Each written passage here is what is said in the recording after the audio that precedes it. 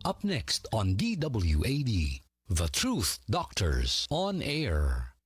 Yo, sa panahon ng ingay at chismisere, isang boses lang ang malinaw. The Truth Doctors on Air.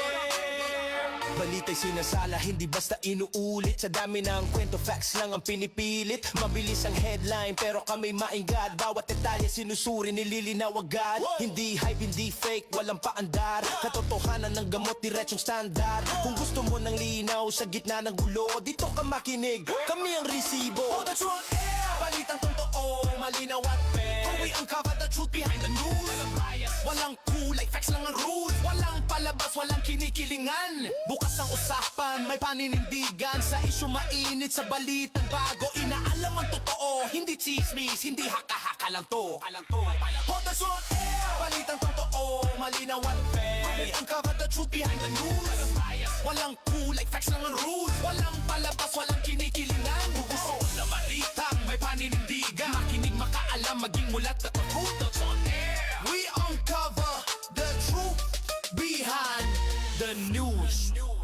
Magandang hapon po mga kababayan at nakikinig kayo sa programang The Truth Doctors on Air. Dito lang po sa CBS DWAD 1098 kHz sa inyong mga talapitan. At kasama natin ang ating katandem, Dr. R. Magandang hapon, Dr. R. Magandang hapon po sa ating mga tagapakinig, sa ating mga taga-true docs, ang tawag natin sa kanila, Dr. J. No? Magandang hapon sa iyo, Dr. J. Parang namumuti yata yung buhok. Parang kulang yata yan sa pagmamahal. No? Ganyan naman eh.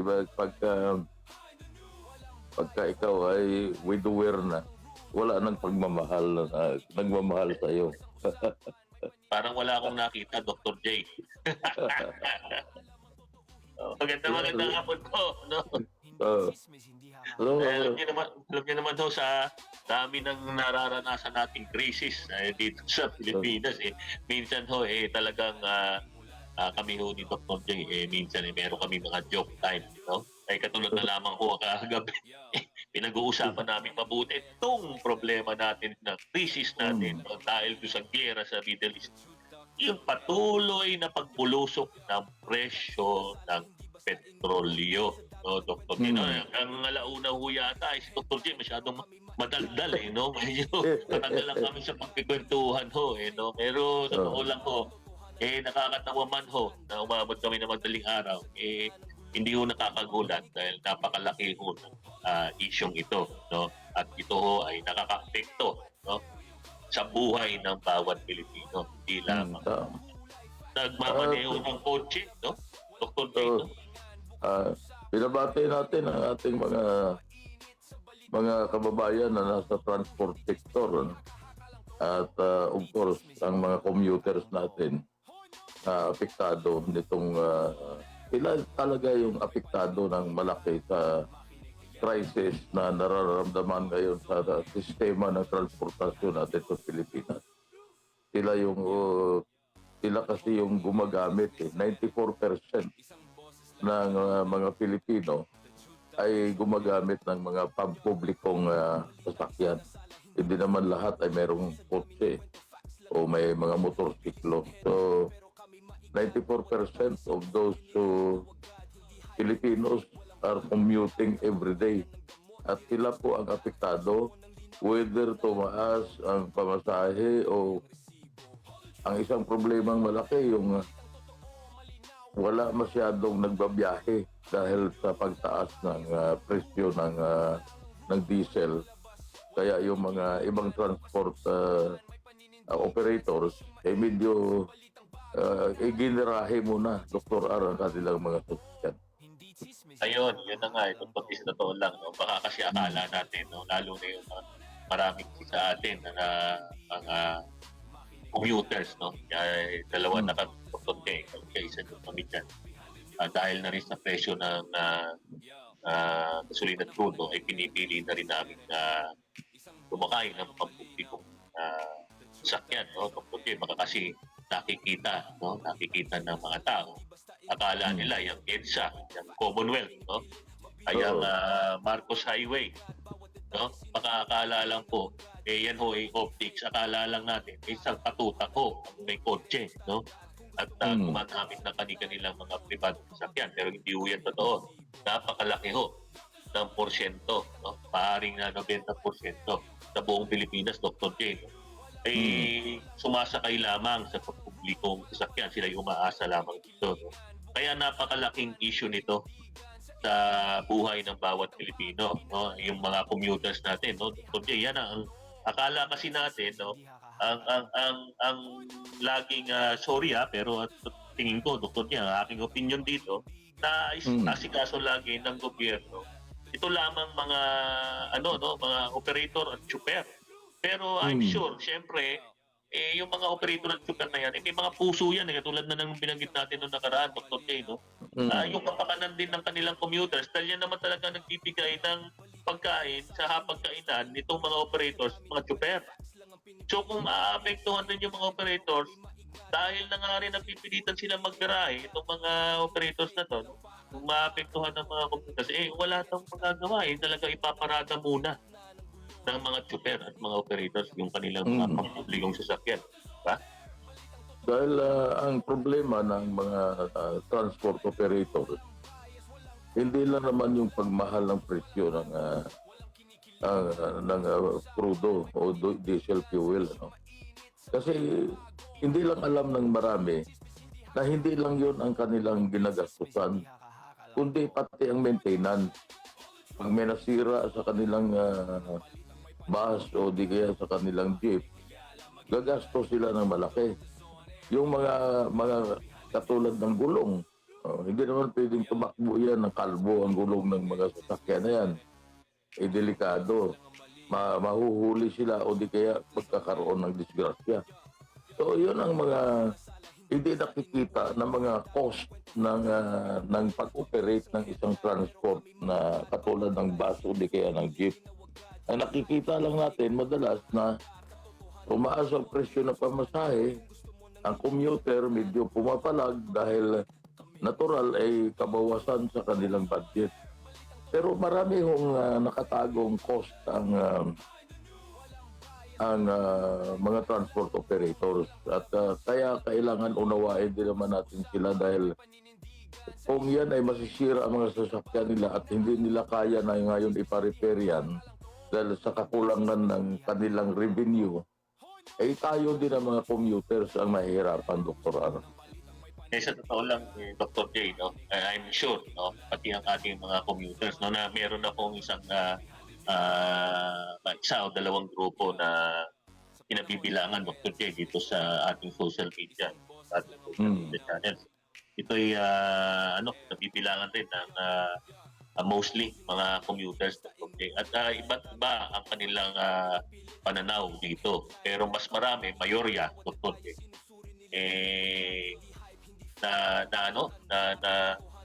na wawalan sila ng tiwala sa ating gobyerno, no? Parang medyo ang nangyayari, Dr. J, parang may ilang linggo na nakapark itong mga problemang ito, no? At tapos, Dr. J, may narinig ako na meron yatang ipapatupad na hindi ko kung alam ko contracting. Kina-allergic pa naman ako doon sa contracting kasi ang pakiramdam ko ay contractor, no? Contractor na naman, no? Kung totoo lang, kung hindi hinayaan yung mga contractor na yan na ginawa yung kanilang mga pagdanakaw sa bayan, hindi ho siguro ngayon nahihirapan yung ating mga super at mga operator, at hindi rin po lalo mahihirapan yung 90% ng populasyon ng mga riding public, no? Kasi yan, mga riding public na yan, sumasakay ng public utility vehicles. Yung contracting system yata yan, parang ang aking isipin totoo yan. Yung ganun ho nangyari sa flood control. Merong ho sistema ang kanilang pagganakaw ng basura dyan, no? Wag naman ho sana ganyan din ang mangyaring mangyayari sistema dito sa kanilang mga sa planong ito, no? Pero Dr. J, may na-chismisan ako na parang lumalabas no, ang opinion nitong na-chismisan ko. Band-aid solution na naman ito, no? Talagang band-aid solution yan dahil hindi nila masusustain yan katulad ng sinabi mong contracting. Ang estimate nila is that is only good for 1 month. The government would spend around 1 billion pesos. Pagkatapos, para lang sa isang buwan. Paano ngayon kung humaba itong gira ng, sa Middle East na yan? At hindi bumaba ang presyo ng langis, ng crudo. So, paano ngayon? Sa next month, meron pa kaya? Ang isang napupuna natin, Dr. R, ang bagal ng response ng gobyerno natin. Para bang wala tayo sa emergency na marami pa munang press release, pag-uusapan muna. Wala sila nung sabi natin na nakahanda na mga solusyon doon sa problema na yan. Hindi sila nakahanda. Yung reactive lang sila na mag-usap muna tayo, pag-usapan muna natin. Mahigit na isang buwan ang gira sa Middle East. 40 plus days na sa ngayon.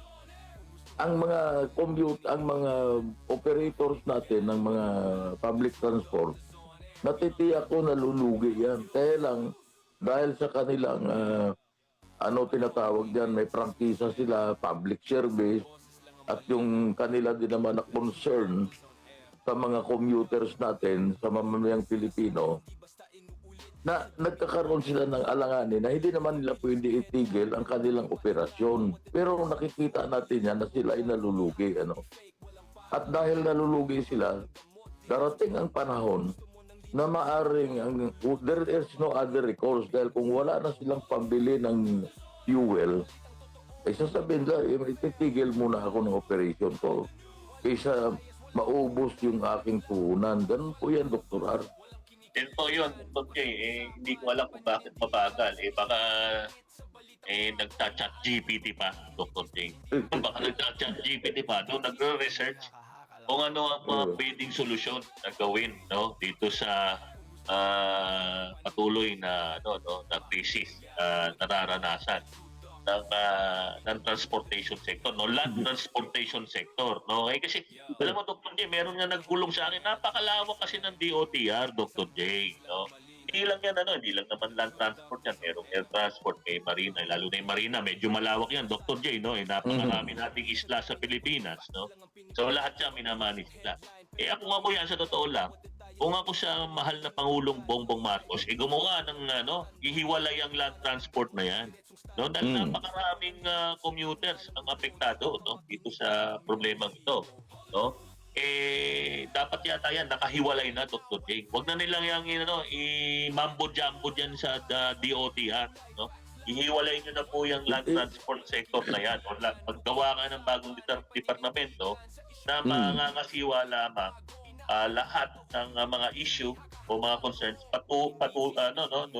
patungkol dito sa land transport, Dr. J. Yan ang aking pananaw, Kasi masyado na kasing siguro masyado na rin marami yung trabaho ng ating mga kawani dito sa DOTR, LTFRB, Land Transportation Office, na masyado na siguro silang pagod na pagod, Dr. J. Pagod na pagod sila sa mga katrabaho, Parang si Secretary Yaron Garin of Department of Law Energy. Ayun, kasama rin pala ang DOE dito. Department of Law Energy. Kasi yung law energy, walang available energy sa Pilipinas. Yan hindi ko alam kung anong. Pero tama yung sinasabi mo na alam mo, napakabagal talaga ng reaction ng ating pamahalaan, napakabagal. Yung katulad yan, 40 days na. Hanggang ngayon, di pa nila desisyonan kung itataas nila pamasahe o bibigyan nila ng subsidy yung mga decision at implementation ang kailangan dyan. Kung meron na silang decision, i-implement na agad. Huwag na nila antayin yung lalong malugi itong mga transport operators, Dr. yun nga, na yung ano, no, napag-usapan natin. Dapat kasi, sa totoo, katulad nito, ano na naman, parang lumalabas, no, ang tingin ko dito Dr. J, akin ito yung tingin ko.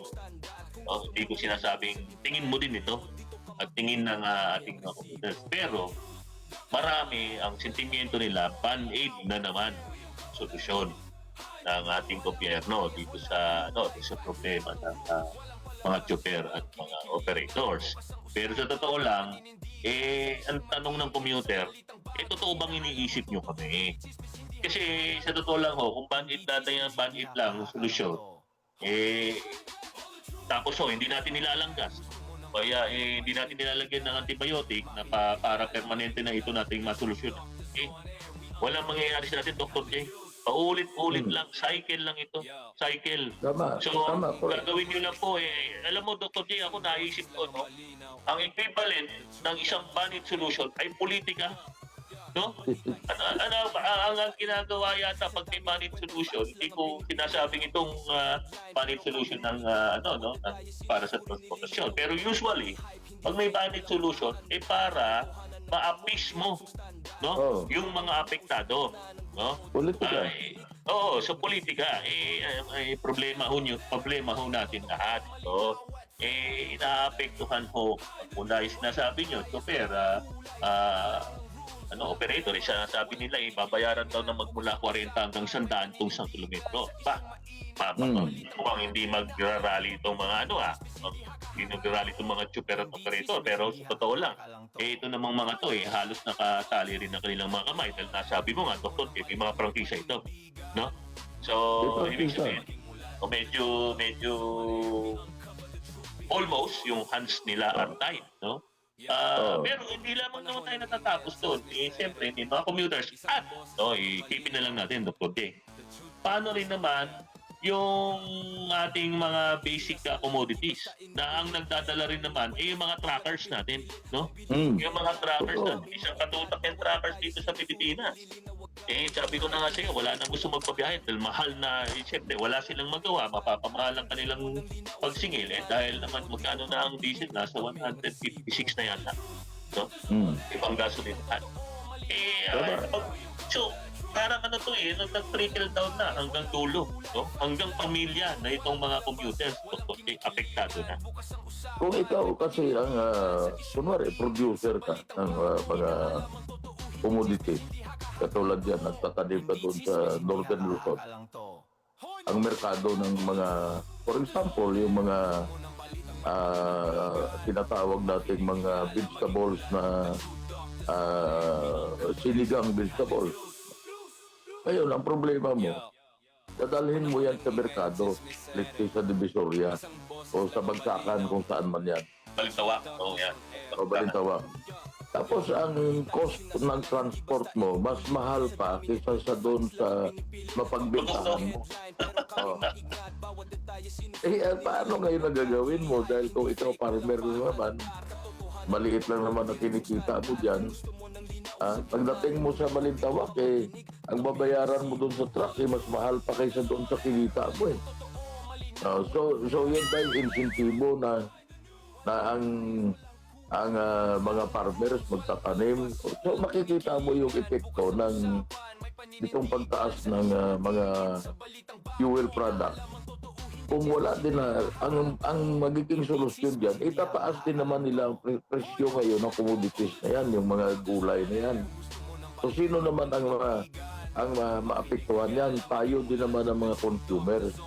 Kasi ang consumer, Dr. R, yun din yung mga maraming commuters. Kaya double whammy.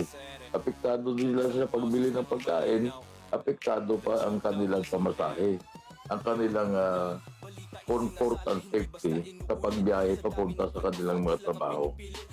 Totoo yan. Baka kasi naiisip ng ating mga kawani ng gobyerno, pwede na muna to. Hindi ho tayo sa pwede na muna to ngayon, no?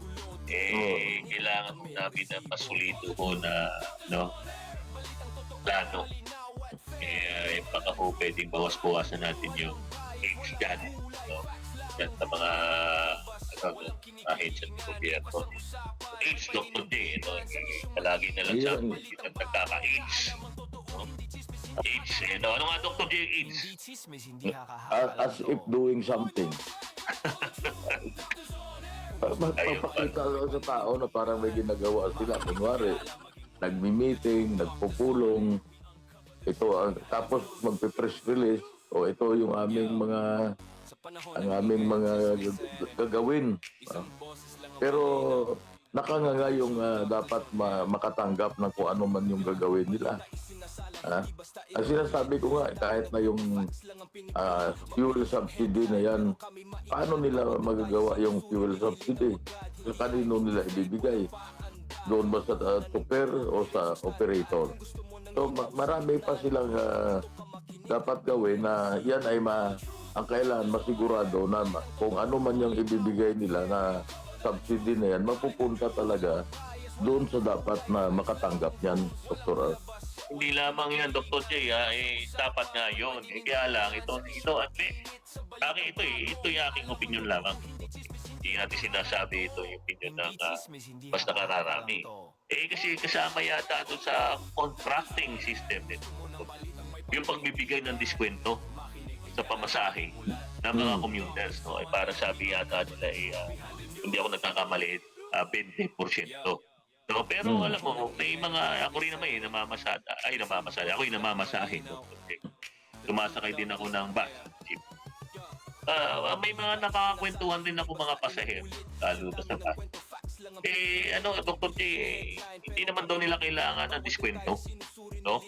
Ang kailangan nila, Dr. J, masigurado nila, no? Masigurado nila. Kasi ito, alam mo, pumapasok sa trabaho itong mga nakakasabi. Masigurado nila na hindi darating yung panahon na titigil na lamang itong mga public transport na ito sa pagbabiyahe. Dahil na nga, wala tayong solidong at konkretong solusyon dito sa problema natin, Dr. J.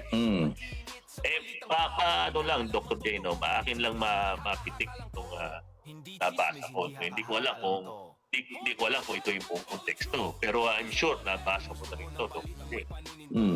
Lumalabas, ang Pilipinas daw nagpapaalam sa Estados Unidos. No? Hindi ko alam kung totoo to. Nabasa ko na, nagpapaalam daw. Parang ganito, Dr. J, ang tono eh. Ikaw si, Dr. J, kukunwari si Uncle Sam. Uncle Sam, pwede bang payagan mo ba akong bumili muna ako ng crudo dito sa Russia? Nagpapaalam daw, supposedly, hindi ko alam kung totoo. Ang gobyerno natin sa Estados Unidos para patuloy na bumili muna sa Russia. Napapakamot ako sa ulo, Dr. J. Sa totoo lang, nauubos ang buho ko sa balitang yun. Totoo. Bakit kailangan magpaalam? No? Bakit? Dr. J, hindi ko maintindihan no? Bakit natin kailangan magpaalam? No? Ibig sabihin ba kung sabihin ng Estados Unidos, bawal kayong kumuha sa Russia. Di ibig sabihin, maaaring umabot ng 300 peso tong natin, presyo ng gasolina at diesel. Bakit natin kailangan magpaalam? Yun ang nagtataka. Ikaw, mas magaling ka ng Dr. J, no? Ano tingin mo? Bakit natin kailangan magpaalam? Yan ay, kung sino ba nagsabi niyan, hindi ko alam kung secretary ka rin ang nagsabi niyan. Yung kaisipan na, andyan pa rin ang kaisipan na tayo ay vassal state ng Amerika, na lahat ng ating gagawin, kailangan ipaalam natin sa Amerika. Wala tayo ng sinasabi na kalayaan na tunay. Pinagdiwang kahapon yung araw ng kagitingan. Na lumaban yan sa Hapon, lumaban sa mga Amerikano noong 1898. Pero it reflects kung ano nasa kaisipan ng mga nasa gobyerno natin na we are a sovereign state, we are a sovereign country. Bakit kailangan natin magpaalam sa United States na bibili tayo sa Russia? Yan ay kaisipan ng mga, hindi ko alam kung ano nasa isip ng mga yan, pero yan ay nagpapakita ng para bang, magpaalam muna tayo kay nanay natin bago tayo bumili ng nagpaanong bagay, di ba, Dr. R? Ganun yan, ganun lang, parang ganun yun. Ha? Yun nga, Dr. J, parang hello, di ba? Hindi naman ako Amerikano, Dr. J. Hindi naman tayo Amerikano, hindi naman dolyar ang pera natin. Bakit kailangan natin magpaalam kung ang pagbili naman natin supposedly ng petroleum products dito sa Russia ay makakagaan naman sa krisis na naranasan itong bansang ito, no? Bakit kailangan namin pagpaalam? Parang Dr. J, parang ako nire-relate ko to, no, Dr. J, no? Mag-ibig sabihin ba, pagpapaalam ko rin kay Uncle Sam. Kay Uncle Sam, baka pwede kong pag-aanin nyo naman yung buhay ng mga commuters natin. No? Pag-aanin muna natin yung buhay ng mga chopper at mga operators natin. Parang ganun kasi bakit kailangan natin magpaalam? Kung alam mo, di ba, may nabanggit yan sa isang programa natin na chismisan ko. Parang hindi ko alam kung totoo na mas mura lumalabas ang presyo ng petrolyo mula Russia. Kung ito naman ay makakabuti sa hindi naman lagi na sinasabi natin na para lang sa mga chopper, mga driver. Kung makakabuti ito sa mamamayang Pilipino dahil napakarami yung commuters, no? Bakit kailangan natin magpaalam? Parang conflicting sa isip ko, Dr. J. Kanina meron tayong solusyon na contracting system, tapos kailangan muna rin natin magpaalam sa Estados Unidos. Bibili muna kami, doon muna kami bibili kay Mang Pepe. Di ba kasi pwede ba ang payagan muna, di ba, kawawa naman itong aming mga tauhan. Parang nasuya ako, Dr. J. Kung totoo itong balitang to, nasuya ako. Totoo talaga kung ikaw ay nagmamahal sa bansa mo. Masusuya ka, magagalit ka. Na ang isang public official magsasalita na gano'n na pag bumili tayo sa Russia o Iran, magpapaalam tayo sa kung papayagan tayo ng gobyerno ng Amerika. So, ibig sabihin, paano tayo naging independent? An independent country.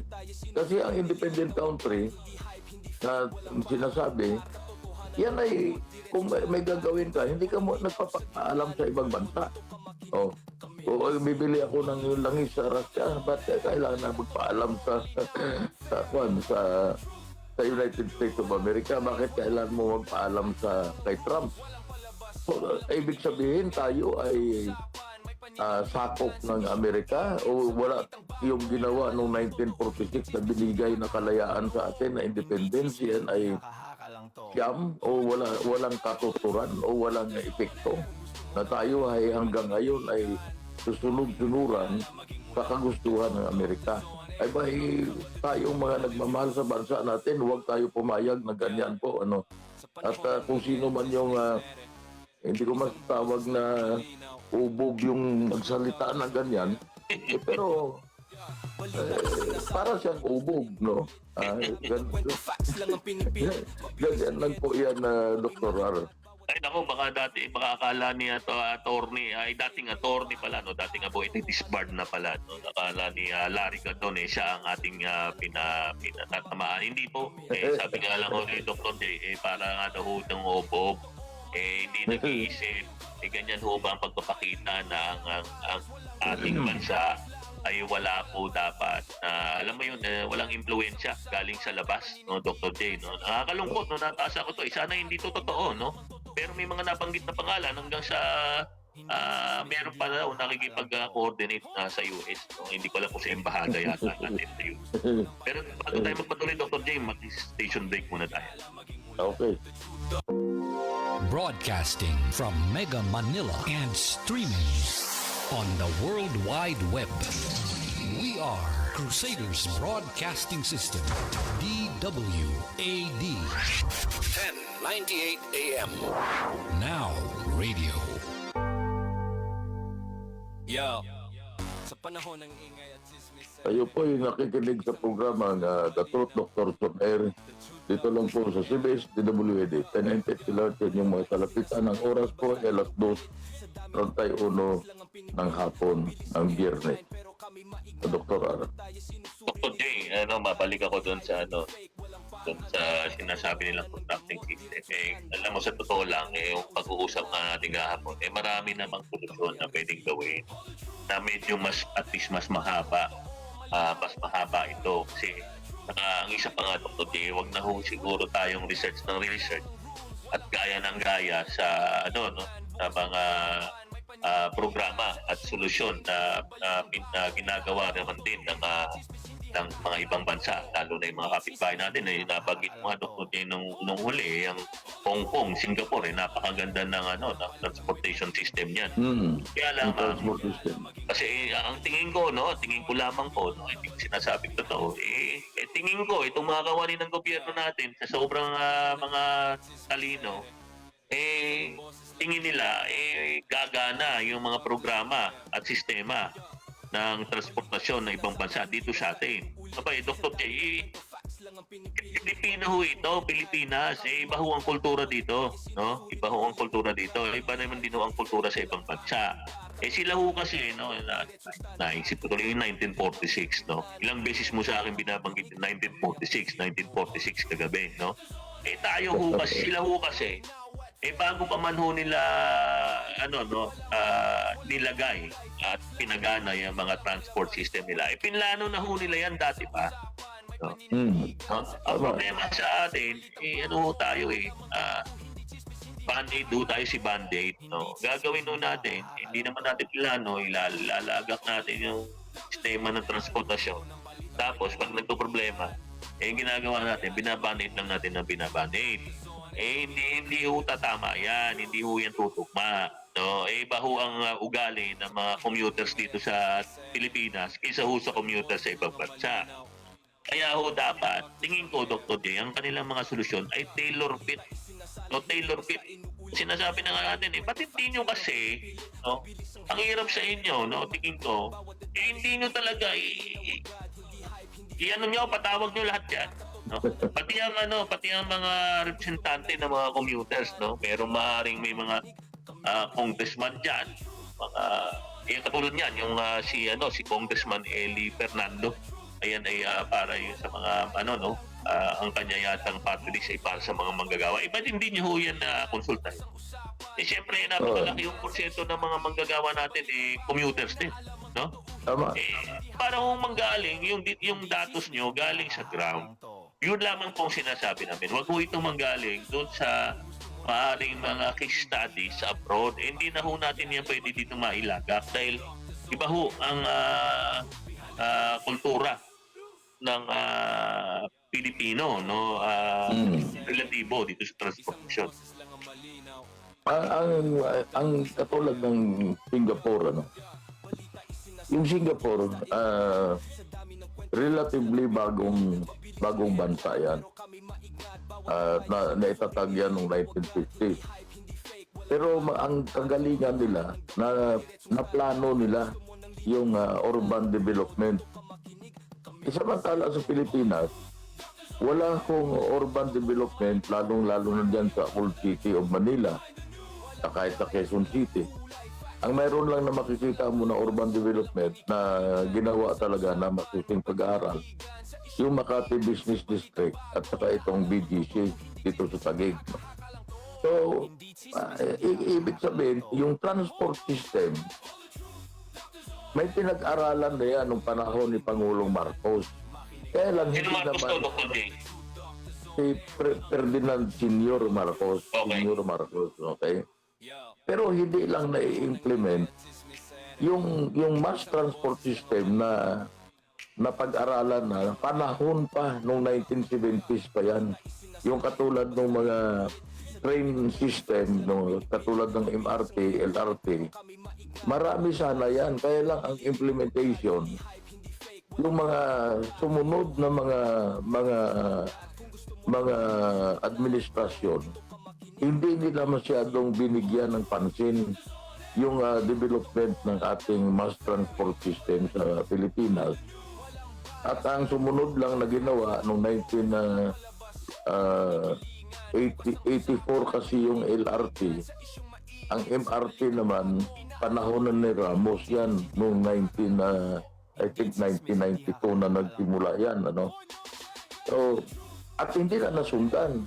Yung ginawa na yung MRT-7, yung LRT-7 na papuntang Bulacan, hindi pa tapos hanggang ngayon eh. Hindi pa nag-ooperate. Ang nag-ooperate lang yung mula sa Recto hanggang doon sa Masinag sa Kwan. Pero yan ay napakatagal bago na nagawa. Ano? So makikita mo na ang development ng ating mass transport system napakatagal. Ha? Pero may ibang sistema na pwedeng gayahin na katulad ng dedicated bus lanes o BRT, yung tinatawag na bus rapid transit, na hindi nakakailangan, Dr. R, ng malaking gastos sa infrastructure. At kaagad in a matter of 1 year, 2 years, yan ay tatakbo kaagad ng maayos. Kaya lang, hindi natin alam kung ano nasa isip ng DOTR, kung anong priorities nila. Kasi ang nasa isip nila, may train kaming ginagawa, may train kaming na-operate. Pero ang obviously, ang hindi nila na napapansin, nakulang ang mass transport system natin, Dr. Rat. Ayun nga, Dr. J, hindi ko maintindihan. Kaya nga siguro nahihirapan rin ng Department of Transportation. Kasama na siguro yung LTFRB, Dr. J, na mag-isip, gumawa ng plano, pagpatupad ng mga programa para maayos ito sana ng transportation system natin, lalong-lalo na sa nararanasan crisis natin ngayon sa pagtaas at pupulutok ng presyo ng petrolyo. Pero Dr. J, nakikita ko kasi, ako'y sa dati kong trabaho, ako'y laging bumabiyahe. Mayroong mga bayan, mayroong mga bayan, mga city na maayos ang transport system nila at madali silang nakakagawa ng mga programa na medyo mahaba, Dr. J, yung kanilang yung foresight nila, yung forecast nila, yung mahaba ang tinitingnan nila sa solusyon, kaya hindi sila nagbabatid. So, isang nakikita ko na rito yung Davao City, Dr. J, napakaayos ng transport system ng Davao City. Bakit hindi ho natin na i-pattern yung ating mga gagawing mga solusyon at programa, dito na lamang po sa lokal, tayo po ay makipag-ugnayan dito sa mga local government units na ito. Paano ba ginawa ninyo? Ano bang pwede rin yung gawin? Ano bang pwede yung pero mga bright ideas yan. Bukod doon, sabi na nga natin, usapin niyo lahat ng stakeholders. Lalong-lalo na ho kami mga commuters. Napakarami ho namin. Ito ho ang tatandaan ninyo, ito po aking naiisip na ito na may katotohanan, Dr. Jane. Napakalaki ho ng porsyento ng commuters. Tandaan niyo po ito, yung mga hindi kumikilos dyan na kawani ng gobyerno, wala na ho kayong boto sa taong 2028. Ito pong tandaan nyo. Pag iyan hong ginawa natin lagi ay puro band-aid lang at wala ho tayong konkretong solusyon.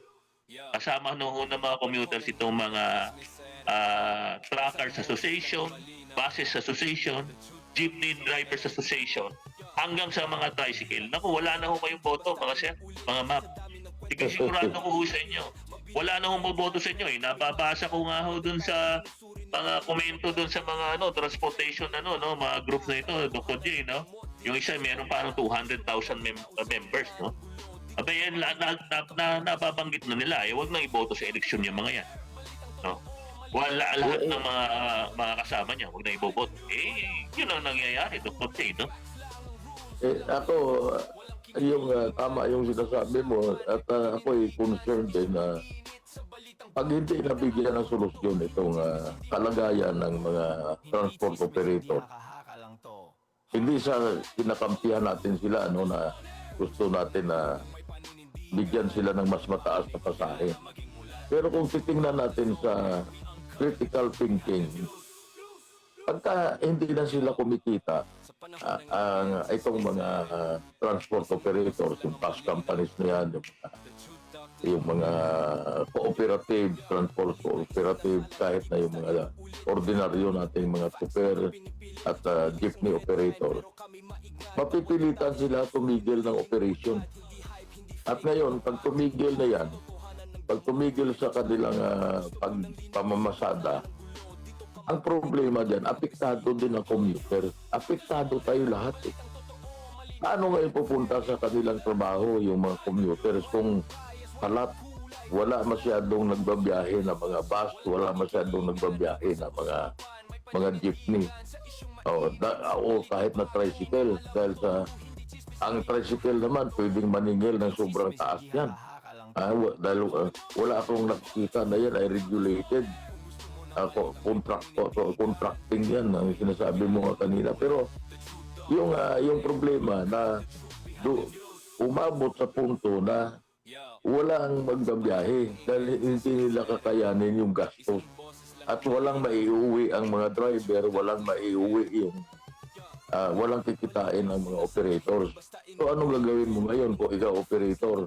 Sabihin mo, sira yung mga bus ko, hindi muna kami makapagbiyahe, wala akong pabili ng piyesa.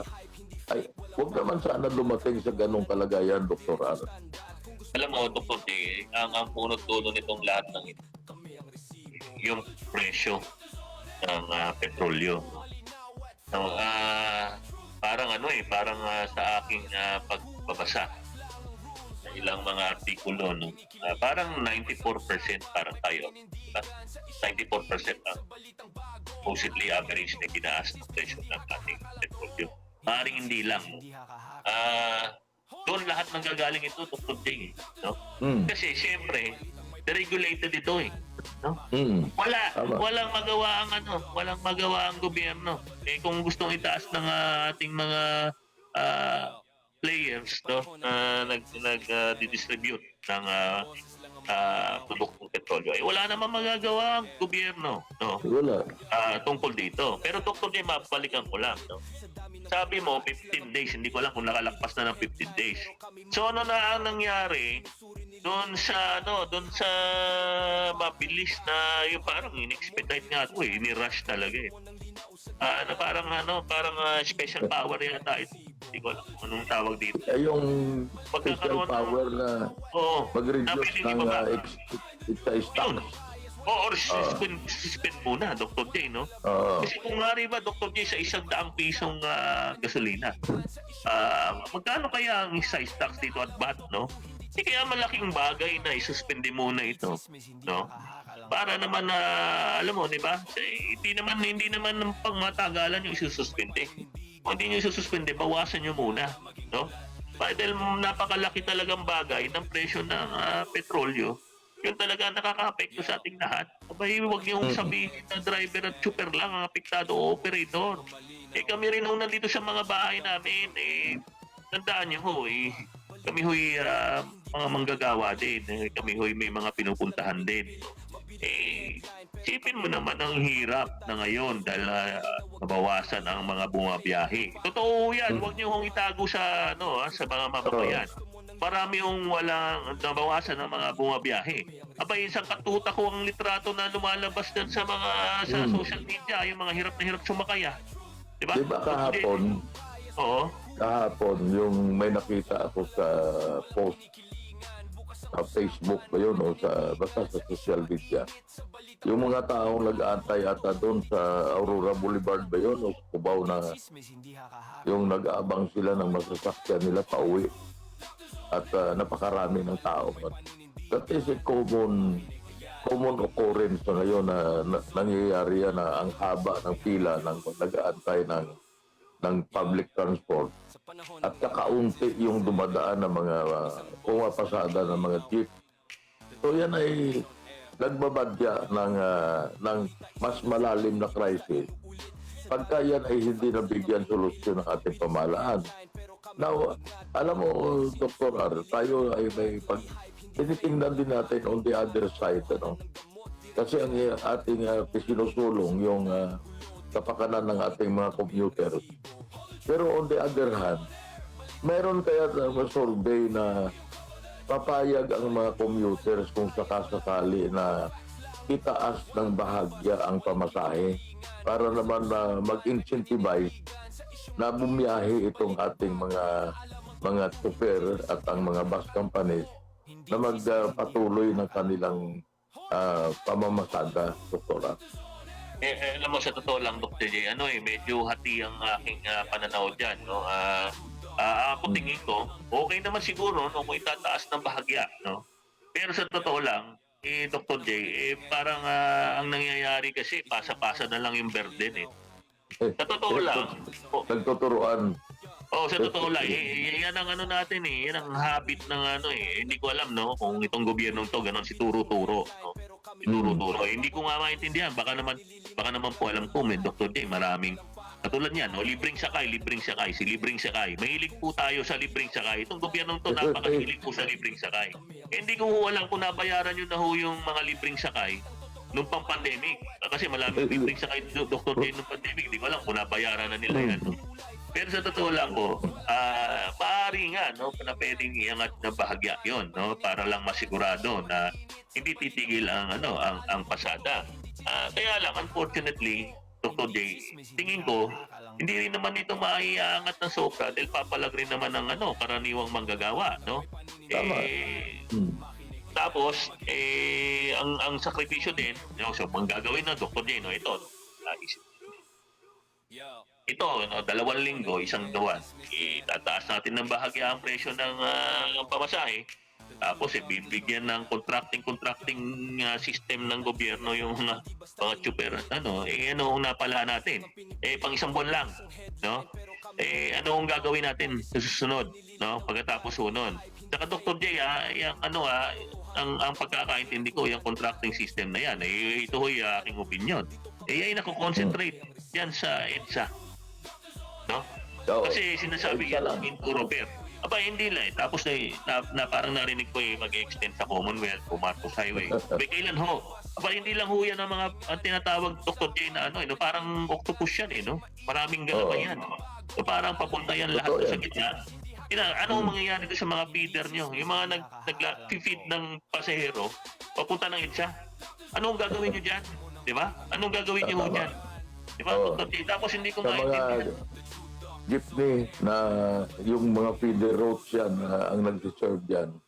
Mga jeepney at saka itong mga cooperative. Kasi hindi naman, katulad yan sa EDSA crossing, sa EDSA crossing.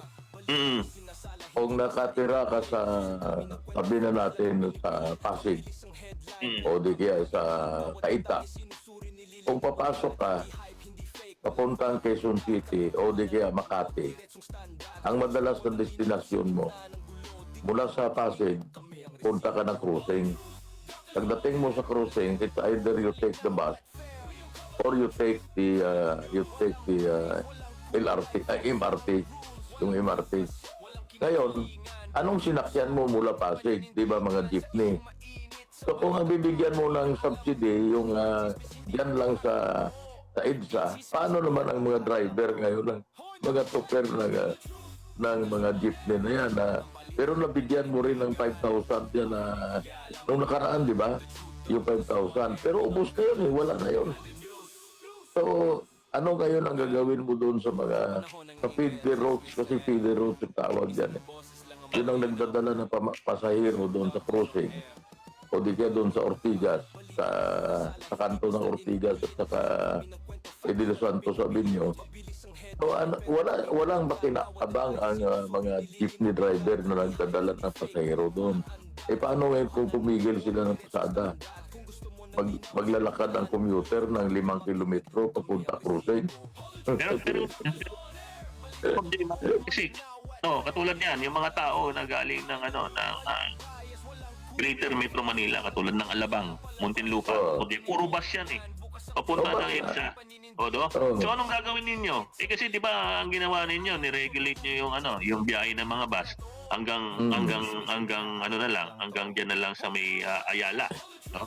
Lahat dyan lang, no? Tapos sasakay na uli sila ng mga bus na dumadaan dyan sa dedicated na lane dyan sa EDSA. Dedicated lane. Oo, no? Iba paano ho yung mga nandun sa mga feeder routes, no? Ano ang gagawin ninyo, no? Kaya nga ang sinasabi natin, di ba? Hindi lang yan dito sa Petro Manila, Dr. J. Marami rin namang mga city na malalaki na ganyan din naman. Meron din silang mga main thoroughfares. No? Sinabi ng mga mahal na Pangulong Bongbong Marcos, ito daw yung gagawin sa buong bansa. Paano ba naman, Dr. J, no? Balik tayo uli sa problema, no? Sa ano ho ba ang pinanggagalingan nitong usok na ito? Diba? Pinanggagalingan ho nitong usok na ito, hindi ho natin ma-regulate ang presyo ng diesel at gasolina. So ano ang gagawin natin? Meron na ho tayo pinasang ewan ko, special power o kili-kili power. Hindi ko alam kung anong tawag dito, no? Meron na ho tayong pinasabi na dali ho ito ng Kongreso. Nagalit pa nga si Senator Loren Legarda. Alam ko, Dr. J, ito yata yung tinatakal nila doon sa Senado, nagalit siya, no? Si Secretary, ginagalit siya kay Secretary, no energy garin. Yun. Kasi nga, minamadali nyo kami. Tapos parang, ngayon, namadali nyo kami, ano na gagawin natin yan? Di ba? Kaya, alam mo, Dr. Kaya bakit ito nasabi na no energy garin, Secretary no energy? Pag tinignan mo siya, parang haggard na haggard, hirap na hirap. Na ako paano niya masolusyonan yung presyo ng fuel, ng gasolina, diesel, at kung saan kukuha, no? ng supply. Napakalapit ng Russia. Kung sino man yan nakaisip na kailangan humingi tayo ng permiso sa Estados Unidos, nako, wala na ho ngayon ang Estados Unidos. It is a dying empire. Hindi na ho tayo dapat tumama doon. At gumawa tayo ng paraan na kahit Russia yan, China yan, o kung saan man manggagaling yan. Kayo po na nasa Department of Energy, kayo na sa pamahalaan, lalong-lalo na si Presidente Marcos, kayo po ang dapat umaksyon ng mabilis. At huwag niyong pansinin yung ibang bansa. Wala silang pakialam sa atin sa Pilipinas, Dr. Ar. Wala akong paalam para ba tawag doon, hindi ko na alam. Ayokong magsalita, no, Dr. J, no, baka magalit yung aso namin kasi may mga tuta. Alam mo, wag naman ho sana na tayo nakaasa ho ang pagbibigay ng solusyon, permanenteng solusyon dito sa kahirapan na dinaranas ng ating mga kababayan, mga commuters, operators, drivers, no? Huwag naman nakaasa ang pagbili natin ng petrolyo sa Estados Unidos. Sana naman hindi totoo nabasa namin, ano? Huwag naman sanang, kung totoo man ito, huwag naman sana natin iasa sa kanila. Hindi na natin kailangan magpaalam, Bakala, para tayo niyan lumalabas na hindi magiging state na lang tayo ng US. Kung ganon, Dr. J, no? Hindi na tayo bansa kung tatawagin, no? Hindi na natin kailangan magpaalam, mga sir at mga ma'am. Ito para sa mamamayan. Tandaan nyo ho, equivalent ho ito sa boto ninyo sa 2028. Kaya tandaan ho ninyo. So, tatandaan nila, Dr. J, baka akala nila yung ang ginagawa nila na ngayon na AIDS, no, yung mga papanit solution, no, kahit sa ibang mga ahensya, no, hindi lang dito sa problema natin sa transportasyon, no, sa iba't ibang ngayon. Yung mga banid solution na ho yan, hindi ho magdadala ng boto ho yan para sa inyo sa 2028. Maniwala ho kayo sa amin. So, kami ho mismo bumoboto. Sa totoo lang ho, kung hindi ho kayo makapagbigay na maayos na solusyon, umalis na ho kayo dyan at hindi rin naman namin ho kayo boboto sa 2028. At alam mo, yung ganyan na nagsasabi na magpapaalam pa sa Amerika, parang natitinita ko na ang isang tuta na nakaluhod sa harap ni Uncle Sam na parang nananalangin na payagan siyang kumain ng cookies o kung ano man. Pero, alam mo yun, parang gano'n. Napakapangit na sabihin na magpapaalam tayo sa isang nasyon when we are a sovereign state, we are an independent country, na iasa natin sa ibang bansa kung ano man ang kailangan natin sa Pilipinas. nakakahiya. Alam mo, Dr. Art, nakakahiya na malaman ng ibang bansa na, tingnan mo Pilipinas, so kailangan pa magpaalam sa United States para makabili ng Russian oil. Samantalang yung ibang bansa, basta bumibili sila, Indonesia, Malaysia, bumibili sila directly doon, o Thailand, o kung sino man. Hindi sila nagpapaalam sa United States. So nakakahiya na malaman natin na mayroong opisyal na ubog na Pilipino na sinasabi niya na kailan magpaalam tayo. Hindi ho maganda yung ganyan. Tayo ay is an independent country and kailangan i-assert natin yung independence natin from our colonizer, Dr. At. Ayun, Dr. Jay, nabasa ko kasi nga daw mayroon daw in-impose ang Estados Unidos na sanctions, no, sa Russia dahil sa giyera na in between Russia and Ukraine. Ano man ang pangialam natin doon? Di ba? Ano pakialam natin? Intindihin ninyo yung mga tao dito, yung mga Pilipino, wag ho yung puro kayo namumulitika doon sa kiss us tayo sa Estados Unidos, no? Dapat may sarili ho tayong desisyon. Hindi ho tayo aasa do. Kailangan ho ng mga tao ngayon. Hirap na ho. No, baka hindi lang sila reklamo, no? Pero sa totoo lang ho, marami kami nakakausap, marami tumatawag sa amin. Sa totoo lang ho, no? Kaya ho kami nag-usap kagabi dahil marami hong nag-message sa amin. Nahihirapan na ho sila, nahihirapan na ho ang taong bayan. Huwag na ho tayong magpaalam sa Estados Unidos para ho tayo makabili ng petrolyo sa Russia. Hindi ho natin kailangan yun. Bakit ho na? Hindi ko maintindihan, Dr. Gino, bakit kailangan, ano yun? Parang sa fraternity, di ba? O ililigawan ko muna yung aking crush kaya lang doon sa kabilang fraternity. Papaalam muna ako doon sa aking senyores. Parang gano'n Dr. Gino, di ba? Katulad yung na yan, problema na yan. Ang Japan, bumibili sa Russia. In fact, may investment sila mismo sa pag-develop doon. Mayroon silang investment dyan sa Sakhalin Island. Joint venture nila sa Russia. So, ang Japan ba nagpapaalam sa Amerika? Alam nila ang kanilang pangangailangan. Na tayo, iniisip natin na tayo parang maliit na bata na kailangan magpaalam pa tayo para makabili ng candy kay Uncle Sam. Ganun po ang ating kalagayan na Dr. At. Oo, sa totoo lang po, hindi ho namin dinidiscuss ito dahil hindi ho kami naniniwala sa gobyernong ito. No? Hindi ko lamang alam kung ano talaga, Dr. J, ang pinanggagalingan ng gobyernong ito. Ba't kailangan pa magpaalam sa Estados Unidos? Pero sa totoo lang po, kami ho ay nagsasalita para naman ho sa mayorya ng Pilipino. Kahit naman nung sino naman siguro, kahit naman nung tindero ng barbecue magbubute, maiisip niya, bakit natin kailangan magpaalam sa katabing kapit, sa katabing tindahan, kung bibili ka sa katabing tindahan? Diba? Sa totoo lang po. Wala na tayong oras, magpapaalam na tayo, Dr. Alam mo, medyo sana, medyo bumagal ang oras, pero Dr. J, nakakakalbo itong usapan natin na ito, no? Maraming salamat po sa ating mga tagapakinig. Patuloy po nating i-follow yung ating Facebook page, The Truth Doctors po, no? At sa Lunes po, magkita-kita po muli tayo sa ating programa, no?